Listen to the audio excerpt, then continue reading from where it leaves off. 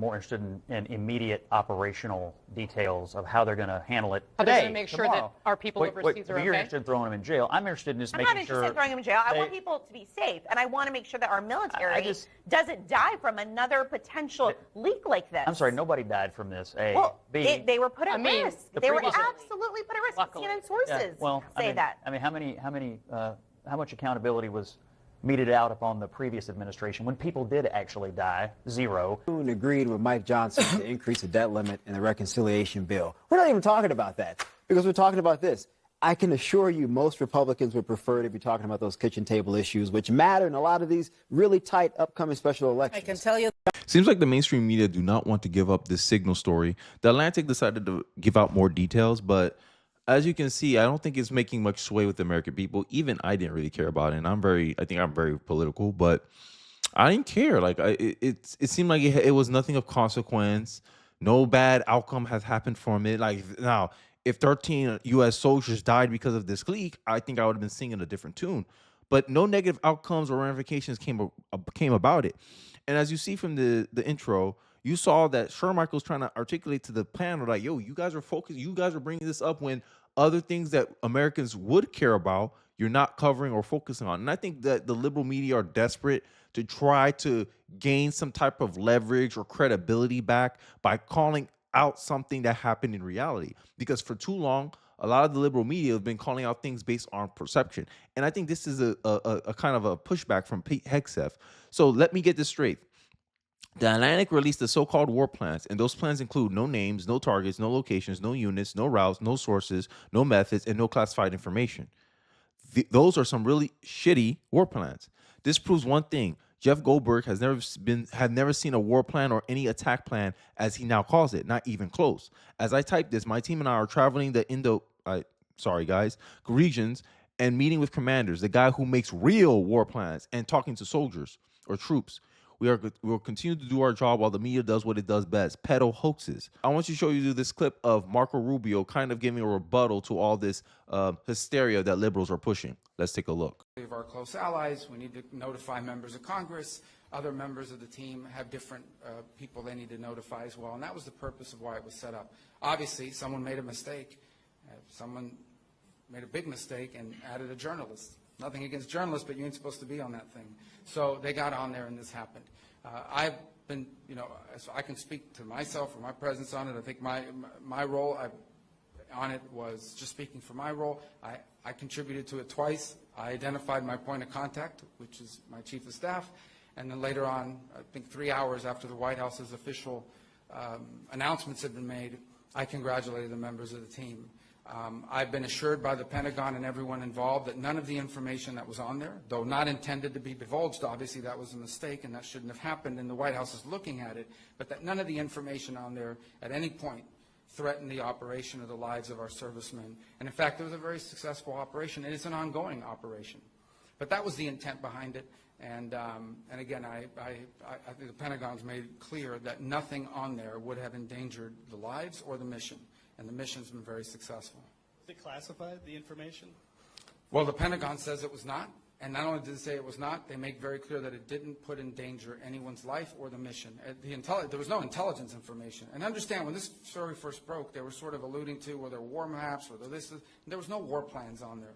This was a sort of description of what we could inform our counterparts around the world when the time came to do so. Again, look, I think the White House is looking at this entire thing. How did that journalist get on there? Why was this the appropriate? And I think there'll be reforms and changes made, so this was not going to happen again. It can't. But I wanted everybody to understand why this thing was even set up in the first place, and also understand very clearly the mission was successful, and at no point was it endangered. And that's coming from the highest-ranking officials at the agency that was in charge of the actual. And the bias of the liberal media continues to be expounded upon, right? Flashback in 2017, when the Atlantic called Signal the gold standard of encrypting messaging and admitted it was used by Obama and Hillary Clinton staffers, confined into the first secure communications app to find publicity among politicians and their aides. Signal, the gold standard of encrypting messaging and calling, is used by staffers who work for the President Trump, Barack Obama, and Hillary Clinton, New York Governor Andrew Cuomo, and New York City Mayor Mayor de Blasio. I think I said that name right. Spamming this story is going to be to, I guess, help their ends. I don't know what ends they're trying to go with, but I want you to show you this interview of a Republican. I think he is the VA chief for Donald Trump, and how he goes back and forth with our favorite, I forgot her name, Kristen, I forgot her name. He goes back and forth with one of our favorite CNN hosts. Do you believe that a mistake was made here, though, to have this conversation, to add a reporter, and to have it on an unsupported, classified group setting? Caitlin, as I've just told you, I've just answered the question. I wasn't a part of it. And, I'm not going to speculate more than what the president's already talked about and those who've been involved have talked about. But we'd love to talk about the veterans. Yeah, and I do have questions about the veterans, but given what we saw with the group chat and how this was used, you are a member of the cabinet. You obviously know these other members, several of them who were in there. Is this typical for the cabinet to have conversations over Signal? Is this something that you use? Well, look, and as I just showed you, and this is why I kind of like to lay out my information out there so people know how I arrive to my conclusions about these things. Signal, I already told you, since 2017 has been used by government officials from Trump's first administration to Obama to Hillary Clinton, right? Atlantic said this is the gold standard in encrypting messaging. You could talk about anything on there. And even then, Trump's team wasn't necessarily talking about classified information. Like, the reporter didn't give any details. And what Marco Rubio pointed out in the clips that I just showed you, the 2-minute clip I just showed you, is that they were able to successfully fulfill their operation, and it's currently still ongoing. And the fact that this journalist doesn't really have any concrete plan or sources, as Pete Hegseth already kind of debunked, this is a nothing burger. But the media is trying to make it something because they have nothing. And they think keep spamming this stuff will help them. I don't think so. But let's continue with the video. Caitlin, Senator, you undoubtedly do not want to talk about the VA. I have a question as VA Secretary. As Cabinet, I want to ask you, because I've been curious about this, because my job is to take care of veterans, and I would like to know why CNN is hostile to veterans, especially one in Florida where you just had a $5 million defamation suit taking offense at a veteran who was trying to help people. In fact, one of your employees actually said, we're going to nail him. I have a question for you, Caitlin. Is that employee still employed? Are you really concerned about veterans? So if we don't want to talk about veterans now, you want to talk about everything else, I'd like to hear from CNN as the Veteran Cabinet Secretary why CNN seems to have a problem with veterans. Well, Mr. Secretary, respectfully, my question was about whether or not you as a member of the cabinet. And that's one thing I notice about a lot of these journalist types. They love to be in the the critic's position, right? They don't want to answer anything, right? They like to criticize what you're doing, but they can't offer an alternative. They can't point to something. Hey, we think, stats say this approach is better. So why are you doing this approach? They never bring really pushback like that. It's more of, hey, they're critical of you and only critical, right? They don't concede anything. They don't want to acknowledge anything. They just want their question to be answered. And they keep going back to this stuff. And I think this is what led this, the VA chief here, the VA secretary here, to really go at Caitlin Collins, especially with the fact that CNN, he just mentioned that they have lawsuits pending against them about how they treat veterans, right? And they try to make this argument or this narrative that the leak somehow is hurting veterans. They bring on, I think, on the panel that you saw in the intro where Michael was trying to dispel this stuff and saying, hey, the Americans are not going to switch their vote over this stuff. They bring a liberal veteran in there trying to, hype up the risk of what happened, right? But, I digress. Let's continue. Answer my Use question, this, Caitlin. and respectfully, I'm conducting the investigation. And I do have a lot of questions for you on Veterans Affairs, but I don't think it would be what you want to do is unwarranted you want to talk ask about a subject. if What you you as a want to member do of is the talk about a cabinet. subject that I've already answered. And if you want to continue this like this, that's fine. But there are VA employees who are working very hard. There are veterans who get their care from the VA and they get their benefits from the VA. And it does me no good to speculate on something that I've already asked and answered. So I've asked and answered your question. Why don't you answer mine? Are you still, is this person still employed who said they were going to nail one of my veterans? Who you had to do a $5 million award from a jury because of defamation, and then you settled the case. Answer my question. Respectfully, sir, I'm asking the questions here, and I have no involvement in what you're referencing there. But if you don't... in a normal conversation, you ask a question, someone answers, the courtesy will be, okay, you ask a question. Because the point of this, you're trying to have a conversation. But pretty much she switched over. Answer the question about whether or not... So, and I don't know why the media, they're so hell bent on this, right? And, she asked a Democrat this question as well, right? And even the Democrats can't answer back some of the criticism, right? The standards that they apply on the Republicans, they themselves don't apply on themselves. Check out this clip real quick.